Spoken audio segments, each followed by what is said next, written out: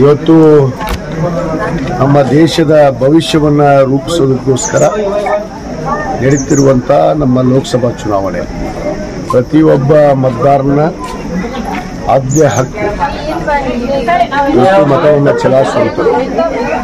ನಾನು ಮೊದಲದ್ದು ಈ ದೇಶದ ಎಲ್ಲ ಪ್ರಜೆಗಳಿಗೆ ಇವತ್ತು ತಾವೆಲ್ಲ ಮತದಾನವನ್ನು ತಮ್ಮ ಹಕ್ಕನ್ನು ಚಲಾಯಿಸಿ ತಮ್ಮ ಹಕ್ಕನ್ನು ಈ ದೇಶದ ಭವಿಷ್ಯಕ್ಕೋಸ್ಕರ ಸ್ವಾಭಿಮಾನಕ್ಕೋಸ್ಕರ ತಾವು ಮತವನ್ನು ಚಲಾಯಿಸಿ ಇವತ್ತು ತಾವೆಲ್ಲ ತಮ್ಮ ಆದ್ಯ ಕರ್ತವ್ಯವನ್ನು ನಿಭಾಯಿಸಬೇಕಾಗತ್ತೆ.